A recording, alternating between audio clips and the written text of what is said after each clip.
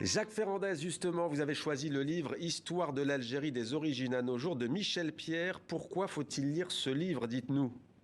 D'abord parce que ça montre qu'il y a une histoire très ancienne, hein, il y a une espèce d'épaisseur de l'histoire que souvent dont on n'a pas conscience ici quand on parle de l'Algérie, c'est la guerre d'Algérie, vous voyez, donc il y a toute cette perspective qui est bien indiquée dans ce livre, qui est une espèce de synthèse assez impressionnante, qui arrive jusqu'à nos jours évidemment, mais ça permet d'avoir une vision peut-être un peu dépassionnée aussi de cette histoire commune entre la France et l'Algérie, parce que l'Algérie a existé avant la présence française et elle existe évidemment depuis 1962.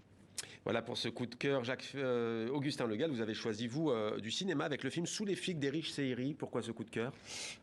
Déjà parce que je trouve que le film d'Erich est magnifique et raconte beaucoup de choses de la Tunisie rurale notamment, qu'on retrouve aussi dans l'ensemble du pays, notamment autour de cette jeunesse qui se cherche avec des rencontres et des amours qui se lient et se délient, et autour de la contrainte du patriarcat ou de la persécution sociale, pas de la persécution mais de l'oppression sociale, ouais. Dans un espace qui est un huis clos à l'extérieur, un huis clos en plein air, et justement sous les figues. Avec ce travail très dur, travail agricole, hein, bien sûr. Hein. Exactement, où en plus cette figue rappelle la nature, où il ne faut pas casser les branches des arbres et en même temps exploiter au maximum le fruit. Et aussi parce que ça me rappelle cette nouvelle génération de cinéastes et réalisateurs tunisiens qui comme Erich, en fait, sont pour moi très créatifs et racontent une Tunisie sociale engagée à travers le cinéma. Voilà pour ce coup de cœur. Mohamed Lamouri, vous avez choisi, vous, l'auteur, compositeur et interprète Rabah Asma. Qu'est-ce qui vous plaît chez cet artiste algérien d'expression kabyle?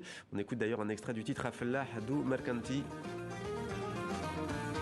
Pourquoi ce coup de cœur, Mohamed? Alors, Rabah Asma, je l'aime bien parce que je l'ai découvert depuis mon enfance. C'était à l'époque de la mission Bled Music. C'était une présentation de Karim Dynamique. Et je l'écoute souvent, donc j'aime beaucoup sa musique. Cette chanson. Vous comprenez la langue kabyle? Écoute, j'ai fréquenté les Kabyles, je commence à comprendre. Ouais. Ouais, parce que Rabah Asma est un chanteur, je disais, de langue berbère. Ouais, c'est langue berbère, et puis voilà. Mais musicalement, en tout cas, il vaut d'être écouté.